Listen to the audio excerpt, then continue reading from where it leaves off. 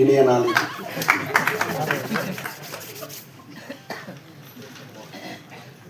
செவியிலே செந்தேன் மழை, புவியிலே டிஆரின் சங்கீத அலை.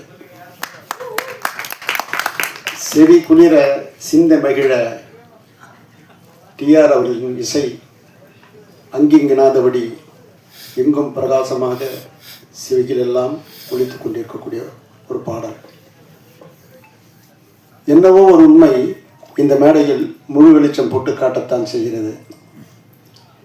உயிர் உள்ளவரை உஷா இந்த டைட்டில் வந்து முதல் காலிக் பிரதர்ஸில் வந்து நான் ராஜி டிஆர் அவங்க துணைவியார் அவங்க 3 பேர் பேசும் போது இந்த டைட்டில் சொல்கிறார் தானே, இந்த டைட்டில் கேட்டுக்கிறியா, என்ன டைட்டில்னு கேட்குறேன். அவர் சொல்கிற பாணியிலே சொல்லணும், உயிர் உள்ளவரை உஷா அப்படிதான் சொன்னார்.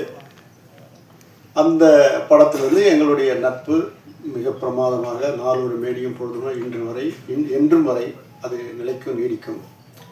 முதல் சொல்ல வந்தது என்னன்னா, இந்த படத்தில் வந்து முதல் படத்தினுடைய முதல் கதாநாயகி திருமதி நளினி அவர்கள். எனது முதல் படம் யார், அந்த படத்தினுடைய என்னுடைய படத்தினுடைய கதாநாயகி திருமதி நளினி அவர்கள் தான். நிறைய விஷயங்கள் எங்களோட பகிர்ந்துக்கிட்டு இருக்கு. அதாவது கூலிக்காரனில் அவர் எழுதின பல்லவி தான் இன்னைக்கு வர அது நிற்குது பாருங்க. பச்சை கூறி தப்பாது, இந்த புலி தோக்காது, எதை கண்டும் மஞ்சாது, எதிரியை விடாதுன்னு அவர் எழுதின பச்சை கூறி தப்பாது, இந்த புலி தோக்காதுன்னாரு அவர் எழுதினாரு. அந்த புலி கலைப்புலி என்ற நிறுவனம் இன்னும் வரை என்றைக்குமே அது நிலைத்து நிற்கக்கூடியதுக்கு அவர் வந்து ஆத்மார்த்தமாக எழுதின எழுத்து. அதாவது கவிச்சொல் புவியானன்னாங்க. அவருடைய கவிக்கு ஈடு இணை யாருமே இல்லைன்னு சொல்ல முடியும். மிகப்பெரிய பாடலாசிரியர்கள்லாம் வந்து வியந்து போற்றி பாராட்டிய பாடல் இது. குழந்தை பாடும் தாலாட்டு, இது இரவு நேர பூபாலம், இது மேற்கில் தோன்றும் உதயம், இது நதியில்லாத உரம். இப்படி அதாவது இல்பொருள் ஓமை அப்படின்னு சொல்லுவாங்க இலக்கியத்தில். இல்லாததை இருக்கிற மாதிரி சொல்கிறது. இப்படிப்பட்ட ஒரு படைப்பை படைத்து யார் இந்த பாடலாசிரியர் என்று கேள்வி கேட்க வைத்தவர் டிஆர் அவர்கள். அப்படிப்பட்ட ஒரு சிறப்பியல்புகளை கொண்டவர் அவர். வந்து நானும் அவரும் அதிகமாக நிறைய கலந்துரையாடி இருக்கிறோம். அப்படிப்பட்ட சூழலில் ஆவடி ராமரத்னா தேட்டரு தங்கம் தனி மலர்னு ஒரு படத்துடைய பூஜை, நாளைக்கு காலையில் பூஜை, அன்றைக்கி நைட்டு நாங்கள்லாம் உட்காந்துன்னு இந்த கார் பேனட்டில் போடுறாருங்க அந்த பாட்டு. முதல் இரவு முடி நிலவு பாலும் கொண்டு பழமும் கொண்டு பள்ளி அறை வாசல் வந்து 10 விரல் மேனி எங்கும் பாதையாட்டி. அதே மாதிரி அதே மட்டும் இல்ல, ஜெமினில் அவ்வளோ பெட்டி டெலிவரி கொடுக்குற நேரம் என்னை வெளில கொண்டு வர தானே இந்த பாட்டை கேட்குறேன் சொல்லுமா அப்படின்னு. தங்க நிலவே உன்னை ஊரிக்கு தங்க சிக்கி தங்க நகை செய்திடவோ, நட்சத்திரமே உன்னை உடைத்து வைர நகை பண்ணிடவோ, ஆரிடவோ அரிராரி. இப்படி நினைச்ச மாத்திர கவிதை படைக்கக்கூடிய பாடல் எழுதக்கூடிய, அதாவது குளிக்காரில் வந்து ஒரு பாட்டுக்கு ரிப்பீட் கேட்டதே கிடையாது. டைரக்டர் ராஜசேகர் வந்து என்ன போடுறாரோ அது ராதாரவிக்காக ஒரு பாட்டு, ராதாரவிக்குடைய ஸ்மிதா ஆண்டாம் தொட்டதும் துவங்கிடும் ரோஜா. அதெல்லாம் பார்க்கணும்னா, அதெல்லாம் இப்பெல்லாம் நம்மளுக்கு லைவ் கிடைச்சதுன்னா அதெல்லாம் எங்களுக்கு கோடியாக பட்டோம். அவருக்கு பின்னணி இசை இவருக்கு 7 இசை ஏந்தன் பட்டம் கொடுத்தது நான் தான். 7 இசை ஏந்தன் பட்டம் தியாகராஜ அடைஞ்ச பேரை அவருக்கு கொடுத்தார். அதுவும் பின்னணி இசை சேர்க்க பிரசாத்துக்கு வராரு. சித்திரை திங்களில் முத்திரை பதித்திட, இத்திரை மீதில் எத்தனை எதிர்த்திட, பின்னணி இசை சேர்க்க 71 பிரசாத் லேபுக்கு டிஆர் விஜயம் அப்படின்னு போட்டு பெரிய போஸ்ட்டு புல்பேஜ் விளம்பரம் இப்படிலாம் கொஞ்சி மகிழக்கூடியவர். அவர் வந்து போர்க்குணம் படைத்தவர். போடாரப்படுந்தவன் போர்க்குணம் மிகுந்தவன் சொன்னால் அது டிஆர் தான் சொல்லணும். அதாவது யாராவது ஒருத்தர் ஏமாத்தணும்னு அவரை நினச்சா ரோடுக்கே இறங்கி விடுறார். நானும் அவரை சேர்ந்து ரோடுக்கு பயணிக்கிறான்.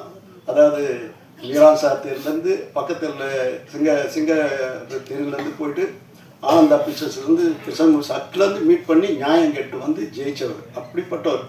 அதாவது உண்மையிலே சொல்லப்போனால் அந்த பீரியடில் வந்து 86வது வருஷம் கூலிக்காரன் ரிலீஸ் ஆகும்போது ஆடியோ உலக ஒரு பெரிய புரட்சியை உருவாக்குனது டிஆருடைய இசைதான். எப்படின்னா அப்போல்லாம் எல்லாருடைய இசையமைப்பாளருடைய காலம் வந்து ஃப்ரீயாக கொடுத்துருவாங்க. 25,000 50,000 1 லட்சத்துக்கு மேலே எந்த படமும் போனதே இல்லை. அறுதிட்டு உறுதி கூறுகிறேன், டிஆர் கூலிக்காரன் மாத்திரம் 4 லட்சம் லகரி வாங்கினார். அப்படியே வியந்து பார்த்தது திரையுலகம். அதே மாதிரி அன்னைக்கு கூலிக்காரன் வந்து 46 லட்சம் இருந்த வியாபாரம் விஜயகாந்தோடைய படம் அன்னைக்கு 1 கோடி விற்றுதுன்னா என்னுடைய சகோதரர் டிஆருடைய இசை அது ஒரு பெரிய பக்கபலமாக இருந்தது. அப்படிப்பட்டவர்கள் வந்து நிறைய தடவை நான் சொல்லியிருக்கேன், எனக்கு எப்போ படம் பண்ணலாம் அடுத்து பண்ணலான்னு.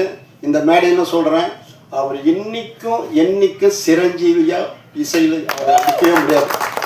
அவர் எழுதுகிற வசனங்களும் அவர் அமைக்கிற காட்சிகளும் இன்னும் மாஸ் கொட்டிங்க இருக்கும். ஆகவே திரும்ப சொல்கிற ராஜி, நான் டிஆர் அப்படி தான் சொல்கிறேன், ராஜி எப்போ நீ என்ன அழைக்கிறேன் நம்ம சேர்ந்து ஒரு படம் பண்ணுவோம். அது இந்த இண்டஸ்ட்ரிக்கு எல்லாருக்கும் நன்மையாக இருக்குது. திரையரங்குக்கு ஒரு தங்க அரங்கம் அதிரம் சுரங்கமாக அப்படி வரும். அப்படிப்பட்ட டிஆருடைய உயிருள்ள விஷா காதலர் தினத்தை வந்து பாருங்க. நம்ம முதல்ல அது ஒரு பாட்டு நான் நினைக்கிறேன், இது இந்த பாட்டு படத்தில் வந்தது இல்லையே, இப்போ புதுசாக போட்டு படம் கரெக்டாக ஃபிக்ஸ் பண்ணி அந்த டைலாக்லேருந்து சொல்லும் போதே சரி இப்போதான் பண்ணியிருக்காங்க பாருங்க. இளமை ததும்பும் இளமை குலுங்கும். அப்படிப்பட்ட ஒரு பெரிய படைப்பாளி. அந்த படைப்பாளி அமைக்கக்கூடியது இது வந்து காதல் தினத்தில் வருது. அதுக்கு வந்து அவர் தான் அதுக்கு இல்லை, அது அந்த காதலரை பற்றி சொல்கிறதுக்கு அவருக்கு இணைதான். செம்பருத்தி தந்த செல்வம் பக்கத்தில் இருந்து இப்படிலாம் சொல்கிறேன் நினைக்காது. அவர் அந்த செம்பருத்தி போல பண்ணதெல்லாம் வந்து சொல்லவே முடியாது காதலில். அப்படிப்பட்ட ஒரு பெரிய படைப்பாளிகள்லாம் உட்காந்துருக்காரு. அதாவது கதையிலேயே வந்து காதலை சொல்லக்கூடிய விக்ரமன் சார் இருக்கார். ராதாரவி சார் நான் சொல்ல வேண்டியதில்லை, நான் அவருடைய ரசிகன். நான் டைரக்ட் பண்ண படத்தில் அவருக்கு போதையான்னு ஒரு அப்படிப்பட்ட ஒரு நடிப்பு. இன்னைக்கு காலையில் கூட அவங்க எம்.ஆர். ராதா சார் அனுப்பிச்ச ஒரு காணொலி அவருக்கு அனுப்பிச்சி வச்சேன். எப்பவுமே அவர் என் குடும்பத்தில் ஒருத்தர். இப்படிப்பட்ட விழாவில் பங்கு கொண்டிருக்கிறேன். நளினி அவர்களுக்கு என்னுடைய மகிழ்வும் நெகிழ்வும் வாழ்த்துக்கள் சொல்கிறேன். இந்த சூழ்நிலையை நீ வந்து தன்னிகரிட்டு விளங்குற, என்றைக்கும் சிறப்பான இடத்தை அடையணும்னு சொல்லி விடைபெறுகிறேன். நன்றி. வணக்கம்.